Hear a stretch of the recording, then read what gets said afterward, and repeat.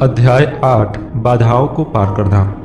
एक बार लोग अध्ययन कर ले और उनमें पैसे की समझ आ भी जाए तो भी आर्थिक आज़ादी हासिल करने के लिए उन्हें कई बाधाओं और अवरोधों का सामना करना पड़ सकता है। ऐसे 5 कारण हैं जिनके कारण पैसे की समझ रखने वाले लोग अपने संपत्ति वाले कॉलम को ज़्यादा नहीं बढ़ा पाते। संपत्ति वाला कॉलम, जिससे बहुत सारा कैश फ्लो आता है। संपत्ति वाला कॉलम जो उन्हें अपने सपने की जिंदगी जीने का मौका देता है और अपने बिल चुकाने के लिए हर दम काम करने के झंझट से मुक्ति दे सकता है। ये 5 कारण है: डर, सनकीपन, आलस्य, बुरी आदतें और जिद। कारण नंबर 1, पैसा खोने के डर से पार पाना। मैं कभी किसी ऐसे व्यक्ति से नहीं मिला जिसे पैसे का नुकसान अच्छा लगता हो, और मेरी जिंदगी में मैं कभी किसी अमीर व्यक्ति से नहीं मिला जिसने कभी भी पैसे का नुकसान न उठाया हो। परंतु मैं ऐसे बहुत से गरीब लोगों से जरूर मिला हूं जिन्होंने एक दमड़ी भी नहीं खोई है निवेश में। पैसा खोने का डर स्वाभाविक है, यह हर व्यक्ति को होता है, अमीरों को भी। परंतु समस्या डर नहीं है, समस्या यह है कि आप इस डर का सामना किस तरह से करते हैं। पैसा खोने के बाद स्थिति से किस तरह निपटते हैं। आप असफलता को किस तरह से लेते हैं, यह आपके जीवन में बहुत महत्वपूर्ण है। यह जिंदगी में केवल पैसे के बारे में ही नहीं बल्कि हर चीज के बारे में सही है। एक अमीर व्यक्ति और एक गरीब व्यक्ति में मूलभूत अंतर यह होता है कि वे इस डर से किस तरह मुकाबला करते हैं। डरने में कोई बुराई नहीं है। पैसे के मामले में डरपोक होना भी कोई बुरी बात नहीं है। आप अब भी अमीर हो सकते हैं। हम सभी कुछ मौकों पर बहादुर होते हैं और कुछ मौकों पर डरपोक। मेरे दोस्त की पत्नी एक इमरजेंसी रूम की नर्स है। जब भी वह खून देखती है वह तत्परता से काम में जुट जाती है। जब भी मैं निवेश का जिक्र करता हूँ वह भाग जाती है। जब मैं खून देखता हूँ तो मैं नहीं भागता, मैं बेहोश हो जाता हूँ। मेरे अमीर डैडी पैसे के नुकसान के डर या फोबिया को समझते हैं। कुछ लोग सांपों से डरते हैं, कुछ लोग पैसा गंवाने से डरते हैं। दोनों ही फोबिया हैं, उनका कहना था। पैसा गंवाने के बारे में उनका सुझाव यह छोटी पंक्ति थी: अगर आप जोखिम से घबराते हैं और चिंता करते हैं तो जल्दी शुरू कर दें। इसलिए बैंक तभी बचत की आदत डालना चाहती है जब आप छोटे होते हैं। अगर आप कम उम्र में शुरू करते हैं तो आपके लिए अमीर होना ज्यादा आसान होगा। मैं इस बारे में ज्यादा विस्तार से कुछ नहीं कहूंगा, परंतु 20 साल की उम्र में बचत शुरू करने वाले और 30 साल की उम्र में बचत शुरू करने वाले लोगों में बहुत बड़ा फर्क होता है, बहुत ही बड़ा फर्क। कहा जाता है कि विश्व के अजूबों में से एक है चक्रवृद्धि ब्याज की ताकत। मैनहट्टन आइलैंड की खरीद दुनिया के महानतम सौदों में से एक मानी जाती है। न्यूयॉर्क को $24 में खरीदा गया था, परंतु अगर उस $24 को 8% सालाना ब्याज पर निवेश कर दिया जाता तो वही $24 1995 के अंत तक $28 ट्रिलियन से ज्यादा हो गए होते। मैनहट्टन को 1985 के रियल एस्टेट की कीमतों पर दोबारा खरीदा जा सकता था और इसके बाद भी इतना पैसा बच जाता कि लॉस एंजलिस का ज्यादातर हिस्सा खरीदा जा सके। मेरा पड़ोसी एक बड़ी कंप्यूटर कंपनी के लिए काम करता है। वह 25 सालों से वहां पर है। अगले 5 सालों में वह कंपनी छोड़ देगा और उसके 401 के रिटायरमेंट प्लान में $40 लाख जमा होंगे।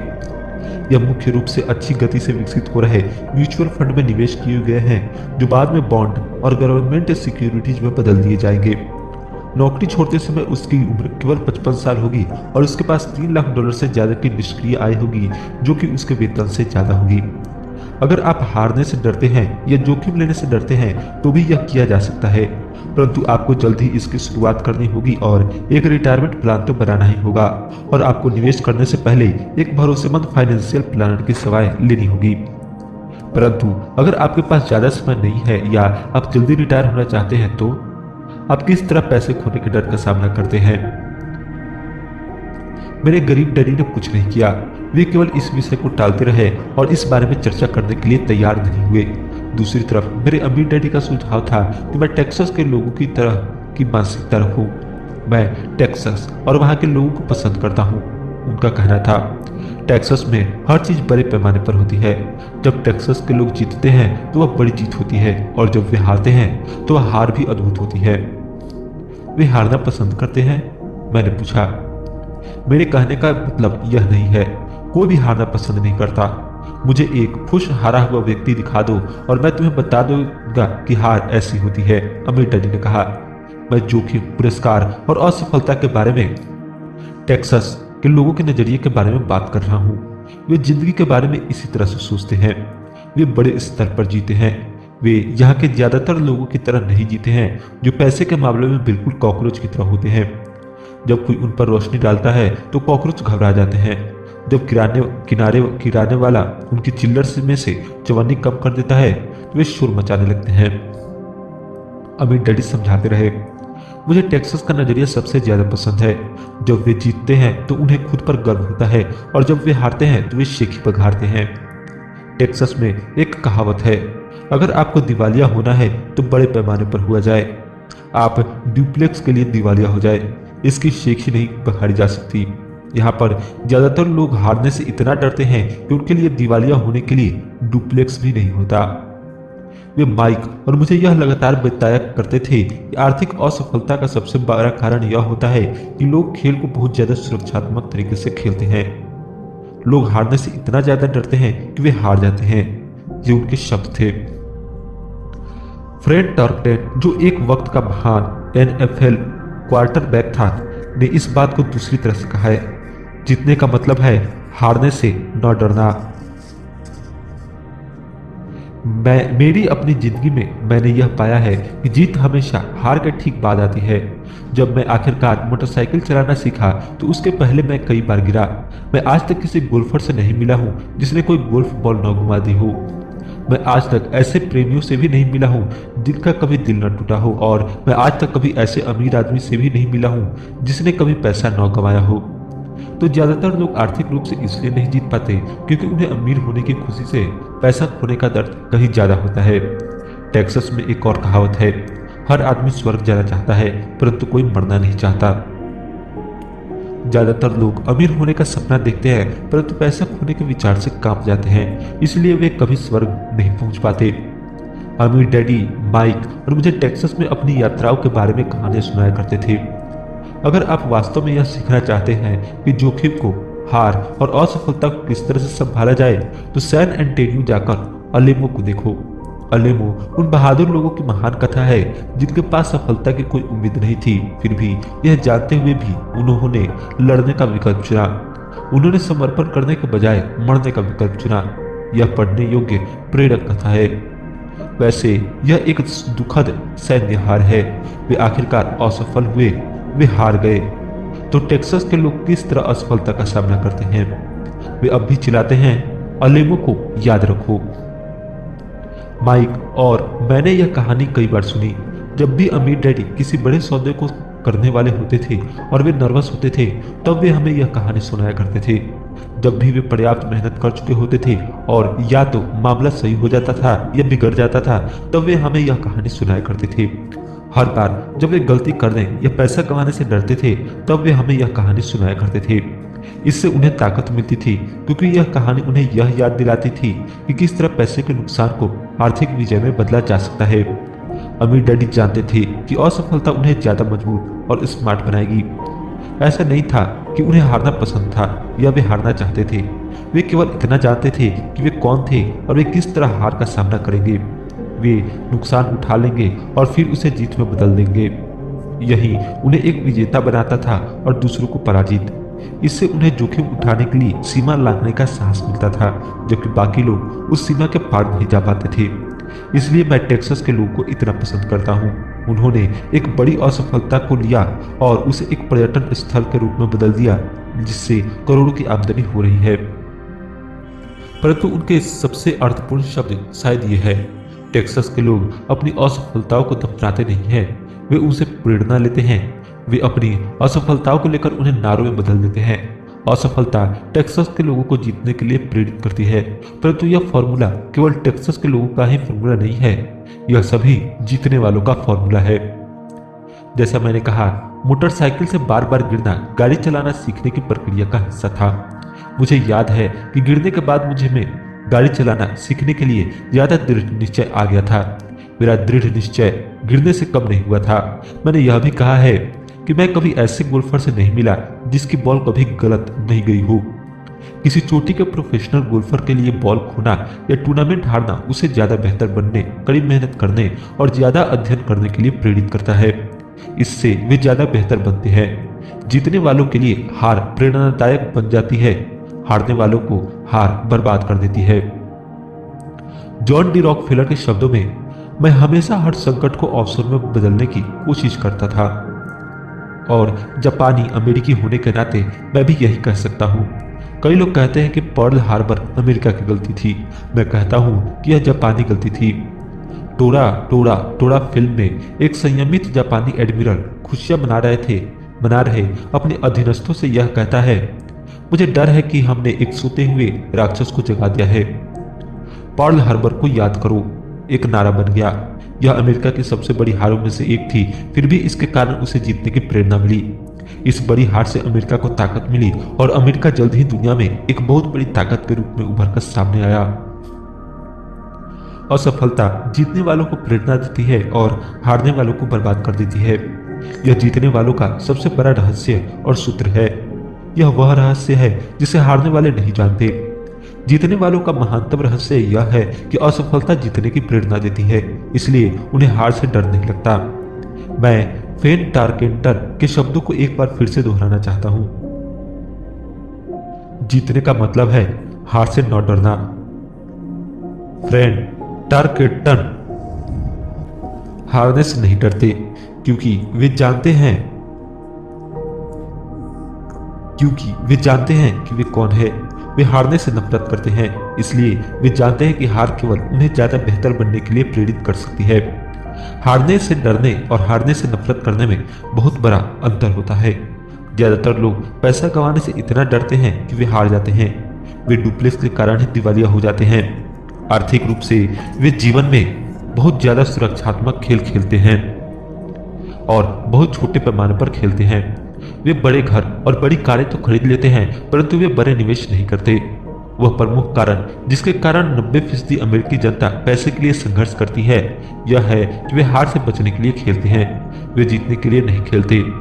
वे अपने फाइनेंशियल प्लानर्स या अकाउंटेंट्स या स्टॉक ब्रोकर्स के पास जाते हैं और एक संतुलित पोर्टफोलियो खरीद लेते हैं। ज्यादातर के पास सीडी, कम आमदनी वाले बॉन्ड, म्यूचुअल फंड और बहुत कम स्टॉक्स में बहुत सा नकद जमा होता है। यह एक सुरक्षित और समझदारीपूर्ण पोर्टफोलियो होता है, परंतु यह जीतने वाला पोर्टफोलियो नहीं होता। यह उस आदमी का पोर्टफोलियो होता है जो हार से बचने के लिए खेल रहा है। मुझे गलत मत समझिए, शायद यह 70% जनसंख्या से बेहतर पोर्टफोलियो होता है और यह भयावह है, क्योंकि पोर्टफोलियो न होने से बेहतर है सुरक्षित पोर्टफोलियो होना। यह किसी ऐसे व्यक्ति के लिए बहुत बढ़िया पोर्टफोलियो हो सकता है जो सुरक्षा को पसंद करता है, परंतु सुरक्षित खेल खेलने और संतुलित निवेश पोर्टफोलियो का वह तरीका नहीं है जिससे सफल निवेशक अपना खेल खेलते हैं। अगर आपके पास कम पूंजी है और आप अमीर होना चाहते हैं तो सबसे पहले केंद्रित हो जाएं, संतुलित नहीं। अगर आप किसी सफल व्यक्ति को देखेंगे तो शुरुआत में वे संतुलित नहीं होते। संतुलित लोग कहीं नहीं जा पाते, वे एक ही जगह पर बने रहते हैं। प्रगति करने के लिए आपको पहले असंतुलित होना पड़ता है। इसे देखने के लिए आप अपने चलने की प्रगति को देखें। थॉमस एडिसन संतुलित नहीं थे, वे केंद्रित थे। बिल गेट्स संतुलित नहीं थे, वे केंद्रित थे। डोनाल्ड ट्रंप केंद्रित थे। जॉर्ज सोरोस केंद्रित थे। जॉर्ज पैटन ने अपने टैंकों को फैलाया नहीं, उन्होंने उन्हें केंद्रित किया और जर्मन पंक्ति के कमजोर ठिकानों को उड़ा डाला। फ्रांसीसियों ने मेजिनाट लाइन में अपने सैन्य बल को फैलाया था और आप जानते ही हैं कि उनके साथ क्या हादसा हुआ था। अगर आप में अमीर होने की इच्छा है तो स्वयं को केंद्रित कर लें। अपने बहुत से अंडों को केवल कुछ बास्केट में रख लें। वह न करें जो गरीब और मध्य वर्ग के लोग करते हैं, वे बहुत कम अंडों को बहुत सी बास्केट में रखते हैं। अगर आप हार से नफरत करते हैं तो सुरक्षित खेलें। अगर हारने से आप कमजोर हो जाते हैं तो सुरक्षित खेलें। संतुलित निवेश का रास्ता चुनें। अगर आपकी उम्र 25 साल से ज्यादा है और आप जोखिम उठाने से डरते हैं तो बदले नहीं। सुरक्षित खेलें, परंतु इसकी शुरुआत जल्दी करें। अपने अगले अंडे को जल्द ही इकट्ठा करना शुरू कर दें, क्योंकि इसमें समय लगेगा। परंतु अगर आपके पास आजादी के सपने हैं, चूहा दौड़ से बाहर निकलने का इरादा है, तो आपको खुद से यह सवाल पूछना चाहिए, मैं किस तरह असफलता का सामना करूंगा? अगर असफलता से आपको जीतने की प्रेरणा मिलती है तो शायद आपको कोशिश करनी चाहिए, परंतु केवल शायद। अगर असफलता आपको कमजोर बना देती है या आप पर मानसिक तनाव डालती है, उस बिगड़े नवाब की तरह जो हर बार कोई चीज गलत होने पर मुकदमा दायर करने के लिए वकील को ढूंढता है, तो सुरक्षित खेल ही खेले। अपने दिन की नौकरी को बनाए रखें, बॉन्ड या म्यूचुअल फंड खरीदें, परंतु याद रखें कि इनमें भी खतरा होता है। हालांकि तुलनात्मक रूप से वे ज्यादा सुरक्षित होते हैं। मैं यह सब इसलिए कह रहा हूँ और टेक्सास व फ्रेंड टारकेंटन का जिक्र कर रहा हूँ क्योंकि संपत्ति वाले कॉलम को बढ़ाना आसान है। यह एक कम बुद्धि का खेल है। इसमें बहुत ज्यादा शिक्षा की जरूरत नहीं है। 5वीं कक्षा का गणित का विद्यार्थी भी यह कर सकता है, परंतु संपत्ति वाले कॉलम को तेजी से बढ़ाना बहुत ज्यादा बुद्धि का खेल है। इसमें हिम्मत, धीरज और असफलता झेलने की ताकत की जरूरत है। हारने वाले असफलता से बचते हैं, जबकि असफलता हार को जीत में भी बदल सकती है। अलेमो को याद रखें। कारण नंबर 2, संकीपन का सामना करना। आसमान गिर रहा है, आसमान गिर रहा है। हम में से ज्यादातर लोग उस छोटे मुर्गे की कहानी जानते हैं जो आसमान गिरने की चेतावनी देता हुआ अपने दरबे में दौड़ रहा था। हम इस तरह के बहुत से लोगों को जानते हैं, परंतु हम सबके भीतर एक ऐसा ही छोटा मुर्गा होता है। और जैसा मैंने पहले ही कहा है, संकीप व्यक्ति दरअसल छोटे मुर्गे की तरह नहीं है। हम सभी में एक छोटा मुर्गा होता है जो तब उभर कर सामने आता है जब हमारे विचारों पर डर और शंका हावी हो जाते हैं। हम सभी के मन में शंकाएं होती है। मैं स्मार्ट नहीं हूँ, मैं पर्याप्त अच्छा नहीं हूँ, अमुक व्यक्ति मुझसे बेहतर है, या हमारी शंकाएं अक्सर हमें निष्क्रिय कर देती है। हम क्या होगा वाला खेल खेलते हैं। क्या होगा अगर मेरे निवेश करने के बाद अर्थव्यवस्था धराशायी हो जाए, या क्या होगा अगर मेरा नियंत्रण खत्म हो जाए और मैं पैसा वापस न चुका सकूं। क्या होगा अगर घटनाएं मेरी योजना के हिसाब से न हो, या हमारे कई ऐसे दोस्त या परिजन भी हो सकते हैं जो हमारी अपनी कमजोरियों को याद दिला सकते हैं, चाहे हमने उनकी सलाह मांगी हो या नहीं। वे अक्सर कहते हैं, तुम्हें ऐसा क्यों लगता है कि तुम यह कर सकते हो, या अगर यह इतना ही बढ़िया होता तो हर कोई ऐसा ही क्यों नहीं कर रहा है, या यह कभी सफल हो ही नहीं सकता, तुम्हें पता ही नहीं है कि तुम किस बारे में बात कर रहे हो। शंका के यह तीर कई बार इतने तीखे होते हैं कि हम काम करना शुरू ही नहीं कर पाते। हमारे दिल में डर बैठ जाता है। कई बार हम सो भी नहीं पाते। हम आगे बढ़ने में असफल होते हैं तो हम सुरक्षित चीजों के साथ ही बने रहते हैं और अवसर हमारे पास से होकर गुजर जाते हैं। हम जिंदगी को अपने पास से गुजरते हुए देखते रहते हैं और हम अपने शरीर में जकड़न के कारण बिना हिले डुले बैठे रहते हैं। हमने इसे अपनी जिंदगी में कभी न कभी इसी तरह से महसूस किया होगा और कई लोगों के साथ यह बहुत बार हुआ होगा। फाइडेलिटी मैगलेन म्यूचुअल फंड के पीटर लिंच आसमान गिरने की चेतावनियों को शोर कहकर पुकारते हैं और हम सभी इसे सुनते हैं। शोर या तो हमारे दिमाग में सुनाई देता है या फिर यह बाहर से आता है, प्रायः दोस्तों से, परिवार से, सहकर्मियों से और मीडिया से। लिंच 1950 के दशक के दौरान का अनुभव बताते हैं जब परमाणु युद्ध का खतरा समाचार पत्रों में इतना ज्यादा प्रचारित किया गया था कि लोगों ने फॉलआउट शेल्टर्स बना लिए थे और अनाज पानी इकट्ठा करना शुरू कर दिया था। अगर उन्होंने फॉलआउट शेल्टर बनाने के बजाय इस पैसे को समझदारी पूर्वक बाजार में निवेश कर दिया होता तो शायद आज वे आर्थिक रूप से स्वतंत्र होते। जब कुछ साल पहले लॉस एंजलिस में दंगे भड़के गए तो सारे देश में बंदूकों की बिक्री बढ़ गई। वाशिंगटन राज्य में एक आदमी हैमबर्गर के मांस के कारण मर जाता है और एरिजोना हेल्थ डिपार्टमेंट सभी रेस्तराओं को आदेश देता है कि बीफ को अच्छी तरह से पकाया जाए। एक दवाई की कंपनी राष्ट्रीय टीवी विज्ञापन में लोगों को सर्दी होते हुए दिखाती है। विज्ञापन फरवरी में दिखाया जाता है। सर्दी से ग्रस्त होने वाले की संख्या बढ़ जाती है और उस दवा की बिक्री भी। ज्यादातर लोग गरीब होते हैं क्योंकि जब वे निवेश की बात आती है तो संसार में ऐसे छोटे मुर्गे की संख्या बहुत है जो यह चिल्लाते हुए घूम रहे हैं, आसमान गिर रहा है, आसमान गिर रहा है। और छोटे मुर्गे इसलिए प्रभावित होते हैं क्योंकि हम सभी के अंदर एक छोटा मुर्गा होता है। विनाश की अफवाहों और बुरे समय की कल्पना से आपके मन में शंका और डर पैदा न हो, इसमें बहुत ज्यादा बहादुरी की जरूरत होती है।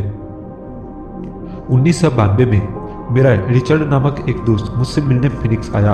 वह स्टॉक्स और रियल एस्टेट में हमारे द्वारा किए गए काम से बहुत प्रभावित था। फिनिक्स में रियल एस्टेट की कीमतों में मंदी चल रही थी। हमने उसके साथ 2 दिन गुजारे और उसे बताया कि कैश फ्लो और पूंजी बढ़ाने के कुछ बढ़िया मौके मौजूद हैं। मेरी पत्नी और मैं रियल एस्टेट के एजेंट नहीं है, हम विशुद्ध निवेशक हैं। एक रिजॉर्ट कम्युनिटी में एक यूनिट तय करने के बाद हमने एक एजेंट से बात की जिसने उस दोपहर को उस यूनिट को बेच दिया। 2 बेडरूम के उस घर की कीमत केवल $42,000 थी। इस तरह के यूनिट उस समय 65,000 में बिक रहे थे। उसे यह बहुत फायदे का सौदा लगा। रोमांचित होकर उसने इसे खरीद लिया और बोस्टन लौट आया। 2 सप्ताह बाद एजेंट ने हमें फोन किया कि हमारा दोस्त पीछे हट गया था। मैं तत्काल उसे फोन करके इसका कारण पता किया। उसने इतना ही कहा कि उसने इस विषय पर अपने पड़ोसी से चर्चा की थी और उसके पड़ोसी ने उससे कहा था कि यह एक बुरा सौदा था क्योंकि वह ज्यादा महंगे में खरीद रहा था। मैंने रिचर्ड से पूछा कि क्या उसका पड़ोसी निवेशक है। रिचर्ड ने कहा नहीं। फिर मैंने उससे पूछा कि उसने उसकी सलाह क्यों मानी, तो रिचर्ड सुरक्षात्मक हो गया और उसने बस यही कहा कि वह ज्यादा जांच पड़ताल करना चाहता था। फिनिक्स में रियल एस्टेट बाजार के दिन पलटे और 1994 में उस छोटे से यूनिट से $1,000 प्रति माह किराया मिल रहा था। जाड़े के पीक सीजन में $2,500 प्रति माह। 1995 में यूनिट की कीमत बढ़कर $95,000 हो गई थी। रिचर्ड को इतना ही करना था, वह शुरुआत में $5,000 चुका दे और चूहा दौड़ से बाहर निकलने की प्रक्रिया शुरू हो जाती। आज भी वह कुछ नहीं कर पाया है और फिनिक्स के सौदे जैसे मौके अब भी मौजूद है। बस आपको उन्हें कुछ ज्यादा गौर से देखना पड़ेगा। रिचर्ड के पीछे हटने से मुझे ताज्जुब नहीं हुआ था। इसे खरीदार का पछतावा कहा जाता है और यह हम सबको प्रभावित करता है। यही शंकाएं हमें ले डूबती है। छोटा मुर्गा जीत जाता है और हम आजादी का मौका गंवा देते हैं। दूसरे उदाहरण में मैं सीडी के बजाय टैक्स लियन सर्टिफिकेट में अपनी संपत्ति का कुछ हिस्सा रखता हूं। मैं अपने पैसे पर 16% प्रति वर्ष कमाता हूं, जो बैंकों द्वारा दिए जाने वाले 5% से निश्चित रूप से काफी ज्यादा है। यह प्रमाण पत्र रियल एस्टेट द्वारा सुरक्षित होते हैं और राज्य के कानून द्वारा संचालित होते हैं, जो निश्चित रूप से ज्यादातर बैंकों से ज्यादा बेहतर होते हैं।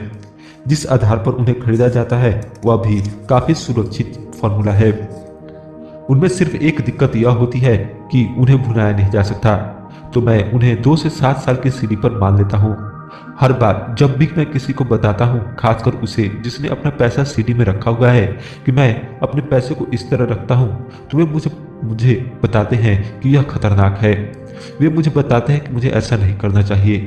मैं उनसे पूछता हूँ कि उन्हें यह ज्ञान कहाँ से मिला, तो वे कहते हैं कि उनके दोस्त या निवेश की पत्रिका से। उन्होंने ऐसा कभी नहीं किया और वे दूसरे व्यक्ति को जो ऐसा कर रहा है यह बता रहे हैं कि उसे ऐसा क्यों नहीं करना चाहिए। मैं जिस सबसे कम आमदनी की उम्मीद करता हूँ वह 16% होती है, परंतु जिन लोगों के मन में शंका होती है वे केवल 5% से ही संतुष्ट हो जाते हैं। शंका बहुत महंगी साबित होती है। मेरा मानना है कि यही संदेह और सनकीपन ज्यादातर लोगों को गरीब बनाए रखता है और उनसे सुरक्षित खेल खिलवाता है। असली दुनिया इंतजार कर रही है कि आप अमीर बने। केवल अब आपके संदेह ही आपको गरीब बनाए हुए हैं। जैसा मैंने कहा, चूहा दौड़ से बाहर निकलना तकनीकी रूप से आसान है। इससे ज्यादा शिक्षा की जरूरत नहीं होती, परंतु इन संदेहों के कारण ज्यादातर लोग इससे बाहर नहीं निकल पाते। शंकालु लोग कभी नहीं जीत पाते, अमीर डैडी का कहना था। शंका और डर के कारण व्यक्ति संदेहवादी बन जाता है। शंकालु व्यक्ति आलोचना करते हैं जबकि जीतने वाले लोग विश्लेषण करते हैं। यह उनकी एक और पसंदीदा कहावत थी। अमीर डैडी ने यह स्पष्ट किया कि आलोचना से दिमाग बंध जाता है जबकि विश्लेषण से आंखें खुल जाती है। विश्लेषण से जीतने वाले यह देख सकते हैं कि आलोचक अंधे हैं और वे उन मौकों को भी देख सकते हैं जो और किसी को नहीं देख पाते हैं, और दूसरे लोग जिन मौकों को नहीं देख पाते उन्हें देखने की क्षमता किसी भी तरह की सफलता की कुंजी है। जो लोग पैसे की आजादी ढूंढ रहे हैं उनके लिए रियल एस्टेट निवेश का एक दमदार तरीका है। यह निवेश एक अद्भुत तरीका है, परंतु जब भी मैं रियल एस्टेट का जिक्र करता हूं तो मुझे यह सुनने को मिलता है, मैं टॉयलेट नहीं सुधारना चाहता। इसी को पीटर लिंच शोर कहते हैं। इसी को मेरे अमीर डैडी शंकालु लोगों के बहाने कहते हैं। ऐसे लोग जो केवल आलोचना करते हैं, विश्लेषण नहीं करते। ऐसे लोग जिनके दिमाग पर उनकी शंकाओं और डरों का पर्दा पड़ा रहता है, वे अपनी आंखें नहीं खोलते। तो जब कोई कहता है मैं टॉयलेट नहीं सुधारना चाहता, तो मैं जवाब देता हूँ, आपको ऐसा क्यों लगता है कि मैं यह करना चाहता हूँ? वे यह कह रहे हैं कि उन्हें जो चाहिए टॉयलेट उससे ज्यादा महत्वपूर्ण है। मैं चूहा दौड़ से बाहर निकलने की आजादी के बारे में बात करता हूँ और उनका पूरा ध्यान टॉयलेट पर लगा होता है। इसी तरह के विचार ज्यादातर लोगों को गरीब बनाए रखते हैं। विश्लेषण करने के बजाय वे आलोचना करते रहते हैं। मैं नहीं करना चाहता, उसकी सफलता की कुंजी को अपने अंदर समाये रहते हैं, अमीर डैडी का कहना था। क्योंकि मैं भी टॉयलेट ठीक करने में ज़्यादा रुचि नहीं रखता, इसलिए एक प्रॉपर्टी मैनेजर की तलाश कर लेता हूँ जो टॉयलेट ठीक करने का ध्यान रखता है। घरों या अपार्टमेंट्स को चलाने के लिए एक बढ़िया प्रॉपर्टी मैनेजर को ढूंढने के बाद मेरा कैश फ्लो बढ़ जाता है।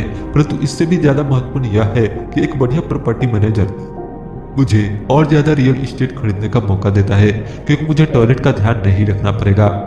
एक बढ़िया प्रॉपर्टी मैनेजर रियल इस्टेट में सफलता की कुंजी है। मेरे लिए रियल इस्टेट से भी ज्यादा महत्वपूर्ण है एक अच्छा मैनेजर खोजना। प्रायः किसी बढ़िया प्रॉपर्टी मैनेजर को अच्छे सौदों के बारे में पहले से पता चल जाता है, जबकि रियल इस्टेट एजेंट्स को बाद में पता चलता है, जिसके कारण वे और भी ज्यादा मूल्यवान हो जाते हैं। मैं नहीं करना चाहता। कुछ सफलता की कुंजी कहने के पीछे अमीर डैडी का यही मतलब था। क्योंकि मैं भी टॉयलेट ठीक नहीं करना चाहता, इसलिए मैंने यह विचार किया कि किस तरह ज्यादा रियल इस्टेट खरीदी जाए और चूहा दौड़ से बाहर निकलने की प्रक्रिया तेज की जाए। जो लोग यह कहानी जारी रखते हैं, मैं टॉयलेट नहीं सुधारना चाहता, वे अक्सर इस सशक्त निवेश माध्यम से खुद को वंचित रखते हैं। उनके लिए टॉयलेट उनकी आजादी से ज्यादा महत्वपूर्ण होता है। स्टॉक मार्केट में मैं अक्सर लोगों को यह कहते हुए सुनता हूँ, मैं अपना पैसा नहीं गंवाना चाहता। उन्हें ऐसा क्यों लगता है कि मैं या कोई और व्यक्ति पैसा गंवाना पसंद करता है? वे सिर्फ इसलिए पैसा नहीं बना पाते क्योंकि वे पैसा गंवाने के लिए तैयार नहीं होते। विश्लेषण करने के बजाय वे एक और सशक्त निवेश के माध्यम यानी स्टॉक मार्केट की तरफ से अपने दिमाग को बंद कर लेते हैं। दिसंबर 1996 में मैं अपने मित्र के साथ नजदीकी गैस स्टेशन के पास से गुजर रहा था। उसने देखा और अनुमान लगाया कि तेल की कीमतें बढ़ जाएंगी। मेरा दोस्त बहुत चिंता करता रहता है या छोटा मुर्गा है। उसके हिसाब से आसमान हमेशा गिरने वाला होता है और अक्सर आसमान उसी के सिर पर गिरता है। जब हम घर पहुंचे तो उसने मुझे वह तमाम आंकड़े बताए कि अगले कुछ सालों में तेल की कीमतें क्यों बढ़ेंगी। यह आंकड़े मुझे पहले पता नहीं थे, हालांकि मैंने वर्तमान ऑयल कंपनी में बहुत से शेयर खरीदे हुए थे। उस सूचना के आधार पर मैंने तत्काल एक नई ऑयल कंपनी की खोज शुरू कर दी, जिसे उसके वास्तविक मूल्य से कम आंका गया हो। मुझे ऐसी ऑयल कंपनी मिल गई जो तेल के कुछ भंडारों को खोजने वाली थी। मेरा ब्रोकर इस नई कंपनी को लेकर खासा रोमांचित हो गया और मैंने 65 सेंट प्रति शेयर की दर पर 15,000 शेयर खरीद लिए। फरवरी 1997 में मैं उसी दोस्त के साथ उसी गैस स्टेशन के पास गुजर रहा था और कीमत प्रति गैलन 15% बढ़ चुकी थी। एक बार फिर छोटा मुर्गा चिंता करने लगा और शिकायत करने लगा। मैं मुस्कुराया क्योंकि जनवरी 1997 में उस छोटी ऑयल कंपनी ने तेल खोज लिया था और वह 15,000 शेयर अब बढ़कर $3 प्रति शेयर हो गए थे और मेरे दोस्त के अनुसार गैस की कीमतें लगातार बढ़ती रहेंगी। विश्लेषण करने के बजाय यह छोटे मुर्गे अपने दिमाग को बंद कर देते हैं। अगर ज्यादातर लोग यह समझ लें कि स्टॉक मार्केट निवेश में स्टॉक किस तरह काम करते हैं, तो ज्यादातर लोग हार से बचने के बारे में अपना ध्यान नहीं लगाएंगे और जीतने के लिए निवेश करेंगे। स्टॉक एक कंप्यूटर निर्देश है जो भाव गिरने पर आपके शेयर को अपने आप बेच देता है ताकि आपका कम से कम नुकसान हो और आपको ज्यादा से ज्यादा फायदा मिल सके। जो लोग हारने से घबराते हैं उनके लिए यह एक बहुत अच्छा तरीका है। तो जब भी मैं लोगों को मैं नहीं चाहता पर ध्यान केंद्रित करते हुए देखता हूँ और वे क्या चाहते हैं इस पर ध्यान केंद्रित करते हुए नहीं देखता हूँ, तो मैं समझ लेता हूँ कि उनके दिमाग में शोर की आवाज बहुत तेज होगी। छोटा मुर्गा उनके दिमाग पर हावी होगा, तभी वे चीख रहे हैं, आसमान गिर रहा है और टॉयलेट टूट रहे हैं। इसलिए वे अपनी अनचाही चीजों से बचते हैं, परंतु वे इसकी भारी कीमत चुकाते हैं। वे जिंदगी से जो चाहते हैं वो शायद उन्हें कभी न मिल पाए। अमीर डैडी ने मुझे छोटे मुर्गे को देखने का एक तरीका सुझाया। वही करो जो कर्नल सैंडर्स ने किया था। 66 साल की उम्र में उनका व्यवसाय चौपट हो गया था और वे अपनी सोशल सिक्योरिटी के चेक पर गुजर बसर कर रहे थे। इतना ही नहीं, वे फ्राइड चिकन की अपनी रेसिपी के साथ पूरे देश में इसे बेचने की कोशिश कर रहे थे। किसी के हाँ कहने के पहले इस रेसिपी के लिए 1009 बार ना कहा गया और वे उस उम्र में करोड़पति बने जिस उम्र में लोग काम छोड़कर आराम करना चाहते हैं। वे एक बहादुर और जिद्दी व्यक्ति थे। अमीर डैडी हार्लैंड सैंडर्स के बारे में कहा करते थे, जब भी आप शंका में हैं और थोड़े डरे हुए हो तो वही करें जो कर्नल सैंडर्स ने अपने छोटे मुर्गे के साथ किया था, उसे फ्राई करके खा लें। कारण नंबर 3, आलस्य। व्यस्त लोग अक्सर बहुत आलसी होते हैं। हम सभी ने उस व्यवसायी की कहानियां पढ़ी है जो पैसे कमाने के लिए कड़ी मेहनत करता है। वह अपनी पत्नी और बच्चों की सुख सुविधा के लिए काफी मेहनत करता है। वह ऑफिस में बहुत देर तक काम करता है और सप्ताहांत में भी ऑफिस के काम को घर पर ले आता है। एक दिन वह जब घर लौटता है तो उसे घर सूना मिलता है। उसकी पत्नी अपने बच्चों के साथ घर छोड़कर चली जाती है। उसे पता था कि उसके और उसकी पत्नी के बीच मतभेद होते हैं, परंतु उस रिश्ते को ज्यादा मजबूत बनाने के बजाय वह काम में ही व्यस्त बना रहा। निराश होकर वो अपने काम के प्रति लापरवाह हो जाता है और उसके काम पर इतना ज्यादा असर पड़ता है कि उसकी नौकरी चली जाती है। आज मैं बहुधा ऐसे लोगों से मिलता हूँ जो इतने व्यस्त है कि उन्हें अपनी संपत्ति की परवाह करने की भी फिक्र नहीं है, और ऐसे भी लोग हैं जो इतने ज्यादा व्यस्त हैं कि उन्हें अपने स्वास्थ्य की परवाह ही नहीं है। दोनों का एक ही कारण है, वे व्यस्त हैं और वे व्यस्त बने रहना चाहते हैं क्योंकि वे किसी चीज का सामना नहीं करना चाहते। उन्हें यह बताने की जरूरत नहीं है, अंदर से वे खुद जानते हैं। वास्तव में अगर आप उन्हें यह याद दिलाएं तो वे गुस्सा हो जाते हैं या चिढ़ जाते हैं। अगर वे नौकरी में या बच्चों के साथ व्यस्त नहीं है तो वे टीवी देखने, मछली पकड़ने, गोल्फ खेलने या शॉपिंग करने में व्यस्त होते हैं।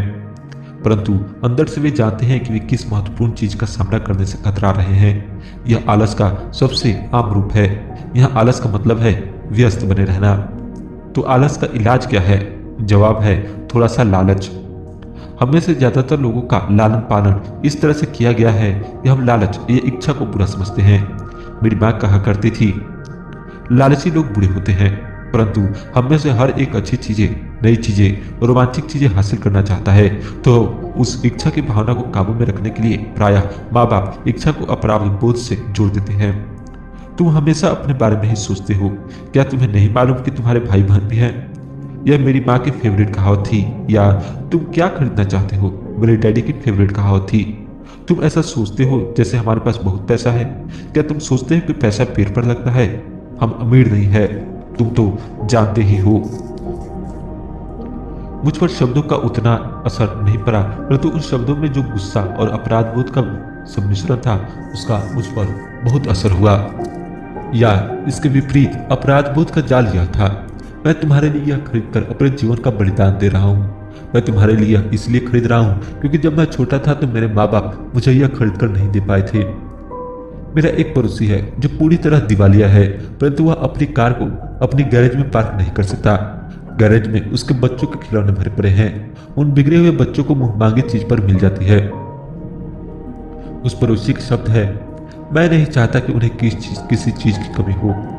उसने उनके कॉलेज के लिए या अपने रिटायरमेंट के लिए कुछ भी अलग से बचा कर नहीं रखा है, परंतु उसके बच्चे को हर खिलौना मिल जाता है। उसे डाक में एक नया क्रेडिट कार्ड मिला और वह अपने बच्चों को घुमाने के लिए लॉस वेगस ले गया। मैं यह अपने बच्चों के लिए कर रहा हूँ। यह उसके महान बलिदान के शब्द थे। अभी डैडी इस वाक्य से चिढ़ते थे, मैं इसे नहीं खरीद सकता। मेरे असली घर में मुझे यही वाक्य अक्सर सुनने को मिल जाता था। इसके बजाय अमीर डैडी चाहते थे कि उनके बच्चे यह कहें, मैं इसे किस तरह खरीद सकता हूँ। उनका तर्क था कि मैं इसे नहीं खरीद सकता। इस वाक्य से आप अपने दिमाग का दरवाजा बंद कर लेते हैं। इसे अब और ज्यादा सोचने की जरूरत नहीं होती। मैं इसे किस तरह खरीद सकता हूँ वाक्य से आपके दिमाग के दरवाजे खुल जाते हैं। इससे यह सोचने पर मजबूर होता है और जवाब ढूंढता है। परंतु सबसे महत्वपूर्ण बात तो यह है कि मैं इसे नहीं खरीद सकता यह वाक्य झूठा होता है, और इंसान की आत्मा यह बात जानती है। इंसान की आत्मा बहुत ताकतवर होती है। उनका कहना था, यह जानती है कि यह कुछ भी कर सकती है। जब एक आलसी दिमाग कहता है कि मैं इसे नहीं खरीद सकता, तो आपके भीतर एक युद्ध छिड़ जाता है। आपकी आत्मा गुस्सा हो जाती है और आपके आलसी दिमाग को अपने झूठ पर अड़े रहना पड़ता है। आत्मा चीखती है, चलो भी हम जिम चलकर कसरत करते हैं, और आलसी दिमाग कहता है, परंतु मैं थका हुआ हूँ, आज मैं सचमुच बहुत काम किया है। या इंसान की आत्मा कहती है, मैं गरीबी से थक गई हूँ, चलो इस दलदल से निकलते हैं और अमीर बनते हैं। इस पर आलसी दिमाग कहता है, अमीर लोग लालची होते हैं। इसके अलावा इसमें झंझट और तकलीफ बहुत है, यह सुरक्षित नहीं है, मेरा पैसा डूब सकता है। वैसे भी मैं बहुत मेहनत कर रहा हूँ, मेरे पास पहले से ही बहुत काम है। देखो आज रात को ही मुझे कितना काम करना पड़ेगा। मेरा बॉस कह रहा था यह काम सुबह तक पूरा हो जाना चाहिए। मैं इसे नहीं खरीद सकता यह वाक्य दुख से भरा है। इससे लाचारी की भावना आती है, जिससे निराशा और इसके बाद अवसाद पैदा हो जाता है। इसके लिए एक और शब्द है, उदासीनता। मैं इसे किस तरह खरीद सकता हूँ? वाकई से संभावनाओं, रोमांच और सपनों की दुनिया खुल जाती है। इसलिए मेरे अमीर डैडी इस बात से ज्यादा चिंतित नहीं होते थे कि आप क्या खरीदना चाहते हैं, परंतु वे यह जानते थे कि मैं इसे किस तरह खरीद सकता हूँ। वाकई से एक ज्यादा मजबूत दिमाग और एक ज्यादा प्रगतिशील आत्मा का निर्माण होता है। इसलिए उन्होंने माइक या मुझे शायद ही कभी कुछ दिया हो, इसके बजाय वे हमेशा कहते थे तुम इसे किस तरह खरीद सकते हो। और यह हमारे कॉलेज के बारे में भी सही था, जिसे हमने अपने खर्चे से पूरा किया है। वे हमें लक्ष्य को हासिल करना नहीं सिखा रहे थे, वे तो हमें लक्ष्य को हासिल करने की प्रक्रिया का ज्ञान दे रहे थे। मेरी समझ से आज समस्या यह है कि करोड़ों लोग अपने लालच को लेकर अपराध बोध से ग्रस्त हैं। यह उनके बचपन से बुढ़ापे तक चलता है। वे जिंदगी में मिलने वाली अच्छी अच्छी चीजें चाहते हैं। ज्यादातर लोगों के अवचेतन में यह विचार मौजूद रहता है, आपको यह नहीं मिल सकती या आप इसे कभी नहीं खरीद पाएंगे। जब मैंने चूहा दौड़ से बाहर निकलने का फैसला किया तो मेरे दिमाग में एक सवाल आया, मैं किस तरह इस चूहा दौड़ से बाहर निकल सकता हूँ ताकि मुझे दोबारा काम ना करना पड़े। और मेरे दिमाग में जवाब और सुझाव अपने आप आ गए। सबसे मुश्किल चीज थी मेरे असली माता पिता की सीख, हम इसे नहीं खरीद सकते, या केवल अपने बारे में ही मत सोचो, या तुम दूसरों के बारे में क्यों नहीं सोचते। और इस तरह के शब्द जो मेरे लालच को दबाने के लिए मुझ में अपराध बोध भरते थे। तो आप किस तरह अपने आदत से जीत सकते हैं? इसका जवाब है थोड़े से लालच से। यह W2FM रेडियो स्टेशन है जिसका पूरा अर्थ है what's in it for me. इसमें मेरे लिए क्या है? व्यक्ति को बैठकर पूछना चाहिए, अगर मैं स्वस्थ, सेक्सी और आकर्षक हूं तो इसमें मेरे लिए क्या है, या मेरी जिंदगी कैसी होगी अगर मुझे फिर कभी काम न करना पड़े, या मैं क्या करूंगा अगर मुझे मनचाहा पैसा मिल जाए। इस थोड़े से लालच के बिना, कुछ बेहतर हासिल करने की इच्छा के बिना प्रगति नहीं हो सकती। हमारी दुनिया इसलिए तरक्की करती जा रही है क्योंकि हम अपनी एक बेहतर जिंदगी जीना चाहते हैं। हम कुछ बेहतर चाहते हैं, इसलिए नए आविष्कार होते हैं। हम स्कूल जाते हैं और मेहनत से पढ़ते हैं क्योंकि हम सब कुछ बेहतर चाहते हैं। इसलिए जब भी आप किसी ऐसी चीज से कतरा रहे हो जो आपके हिसाब से आपको करनी चाहिए, तो आपको खुद से केवल यही पूछना चाहिए कि इसमें मेरे लिए क्या है। थोड़ा लालची बने या आलस का सबसे बढ़िया इलाज है। परंतु बहुत ज्यादा लालच भी अच्छा नहीं होता क्योंकि हर चीज की अति बुरी होती है। परंतु वह याद रखो जो वॉल स्ट्रीट फिल्म में माइकल डगलस ने कहा था, लालच अच्छा होता है। अमीर डैडी इसे अलग तरह से कहते थे, अपराध बोध लालच से ज्यादा बुरा होता है क्योंकि अपराध बोध के कारण शरीर में से आत्मा निकल जाती है। और मेरे लिए एलिनर रूजवेल्ट की कहावत सबसे अच्छी है, वही करो जो तुम्हें दिल से अच्छा लगता है क्योंकि तुम्हारी हर बात में आलोचना होगी। अगर तुम कोई काम करोगे तो भी तुम्हारी आलोचना होगी, और तुम कोई काम नहीं करोगे तो भी तुम्हारी आलोचना होगी। कारण नंबर 4, आदतें। हमारी जिंदगी पर हमारी शिक्षा से ज्यादा असर हमारी आदतों का पड़ता है। आर्नोल्ड श्वार्ज़नेगर की फिल्म कॉनर के देखने के बाद मेरे एक दोस्त ने कहा, मैं चाहता हूं कि मेरी बॉडी श्वार्ज़नेगर जैसी हो। ज्यादातर साथियों ने सहमति में सिर हिला दिया। मैंने तो यह सुना है कि एक समय वो वास्तव में दुबला और कमजोर सा था, दूसरे मित्र ने जोड़ा। हाँ, मैंने भी यह सुना है, एक और दोस्त ने कहा। मैंने सुना है कि वह हर रोज जिम जाता है और उसने वहां कसरत करने की आदत डाली है। हाँ, मुझे भी लगता है कि वह ऐसा करता होगा। समूह के शंकालु आदमी ने कहा, मुझे तो लगता है कि वह इसी तरह पैदा हुआ होगा। इसके अलावा हम आर्नोल्ड की बातें कर ही क्यों रहे हैं? चलो बियर पिए। यह एक उदाहरण है कि किस तरह से आदतें व्यवहार को नियंत्रित करती है। मुझे याद है कि मैंने एक बार अपने अमीर डैडी से अमीर लोगों की आदतों के बारे में पूछा था। सीधा जवाब देने के बजाय वे चाहते थे कि मैं इस उदाहरण से सीखूं। अमीर डैडी ने पूछा, तुम्हारे डैडी अपने बिल कब चुकाते हैं? मैंने कहा, हर महीने की पहली तारीख को। क्या उनके पास कुछ बाकी बचता है? उन्होंने पूछा। बहुत थोड़ा, मैंने कहा। यही वह खास कारण है जिसके कारण उन्हें संघर्ष करना पड़ता है। अमीर डैडी ने कहा, उनकी आदतें बुरी है। तुम्हारे डैडी सबको पहले पैसे देते हैं, वे खुद को सबसे आखिर में पैसे देते हैं, और ऐसा भी तभी करते हैं जब उनके पास कुछ बचा होता है। सामान्य तौर पर उनके पास कुछ नहीं बचता, मैंने कहा, परंतु उन्हें अपने बिल का भुगतान तो करना ही होता है, नहीं क्या? आप यह तो नहीं करना चाहते कि उन्हें अपने बिल्स का भुगतान नहीं करना चाहिए? बिल्कुल नहीं, अमीर डैडी ने कहा। मैं समय पर अपने बिल चुकाने में पूरी तरह विश्वास रखता हूँ। मैं केवल खुद को सबसे पहले पैसे देता हूँ, सरकार को पैसे देने से पहले। परंतु तब क्या होगा जब आपके पास पर्याप्त पैसा नहीं हो? मैंने पूछा। ऐसी स्थिति में आप क्या करते हैं? मैं वही करता हूँ अमीर डैडी ने कहा, मैं खुद को सबसे पहले पैसे देता हूँ, चाहे मेरे पास कम पैसा हो। मेरे लिए सरकार से ज्यादा महत्वपूर्ण है मेरा संपत्ति वाला कॉलम। परंतु क्या सरकार के लोग आपके पीछे नहीं पड़ते? मैंने कहा, हाँ, अगर मैं उन्हें भुगतान न करूं। अमीर डैडी ने कहा, देखो, मैं यह नहीं कह रहा हूं कि सरकार को पैसा न दिया जाए, मैं केवल यह कह रहा हूं कि खुद को सबसे पहले भुगतान दिया जाए, चाहे मेरे पास पैसा कम ही हो। परंतु आप ऐसा कैसे कर सकते हैं? मैंने जवाब दिया। सवाल कैसे का नहीं है, सवाल क्यों का है, अमीर डैडी ने कहा। अच्छा, आप ऐसा क्यों करते हैं? प्रेरणा, अमीर डैडी ने कहा, अगर मैं उनका भुगतान नहीं करूं तो कौन ज्यादा जोर से शिकायत करेगा, मैं या मेरे लेनदार? आपके बजाय आपके लेनदार ज्यादा जोर से चिल्लाएंगे। मैंने स्पष्ट विकल्प को चुनते हुए कहा, अगर आप खुद को पैसा नहीं देंगे तो आप कुछ भी नहीं कहेंगे। तो अब तुम देख सकते हो कि खुद को पैसे देने के बाद मेरे पास टैक्स चुकाने और दूसरे लेनदारों को पैसा देने का इतना ज्यादा दबाव होता है कि मुझे आमदनी को दूसरे रास्ते से खोजने ही पड़ते हैं। पैसे चुकाने का दबाव मेरी प्रेरणा बन जाता है। मैं अतिरिक्त काम किया, दूसरी कंपनियां शुरू की, स्टॉक मार्केट में शेयर खरीदे और बेचे, हर तरह के काम किए, सिर्फ इसलिए किए हैं ताकि यह लोग मुझ पर न चिल्लाएं। इस दबाव के कारण मैं ज्यादा कड़ी मेहनत की है और मैं ज्यादा सोचने पर मजबूर हुआ हूँ। कुल मिलाकर इसने मुझे पैसे के मामले में ज्यादा स्मार्ट और फुर्तीला बना दिया है। अगर मैं खुद को सबसे आखिरी में पैसे देता तो मुझ पर कोई दबाव नहीं पड़ता, परंतु मेरे पास कभी पैसा भी नहीं होता। तो सरकार या दूसरे लोगों को पैसा चुकाने का दबाव आपकी प्रेरणा बन जाता है? बिल्कुल ठीक, अमीर डैडी ने कहा। देखो, सरकारी पैसा वसूलने वाले लोग बहुत डरावने होते हैं। इस सामान्य तौर पर पैसा वसूलने वाले सभी लोग डरावने होते हैं। ज्यादातर लोग इनसे डर जाते हैं। वे इन लोगों को पैसा दे देते हैं और खुद को कभी पैसा नहीं देते। तुमने उस 96 पाउंड के कमजोर आदमी की कहानी तो सुनी होगी जिसके चेहरे पर लोग बालू उछालते हैं। मैंने सिर हिलाया। मैंने कॉमिक्स में वेट लिफ्टिंग और बॉडी बिल्डिंग के बारे में दिया गया यह विज्ञापन देखा है।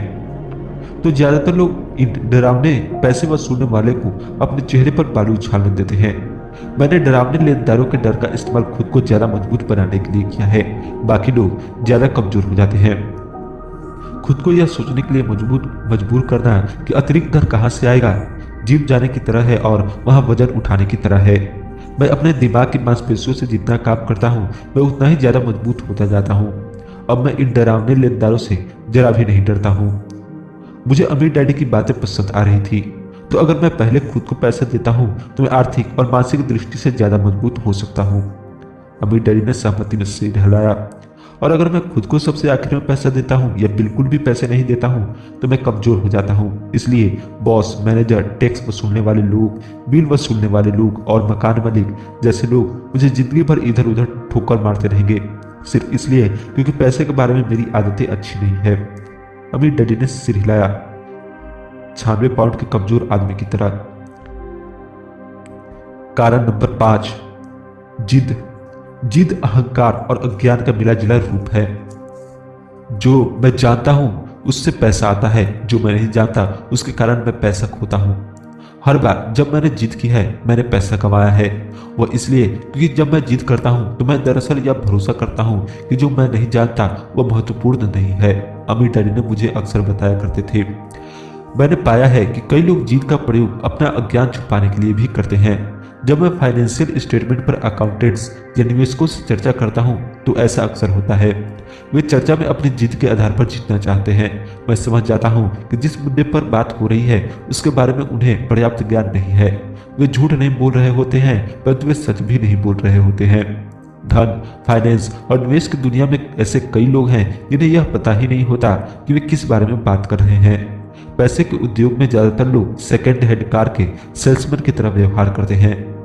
जब आप जानते हो कि आप किसी विषय में अज्ञानी हैं तो उस क्षेत्र में किसी विशेषज्ञ को ढूंढकर या उस विषय पर कोई अच्छी पुस्तक पढ़कर अपना ज्ञान बढ़ाना शुरू कर दें।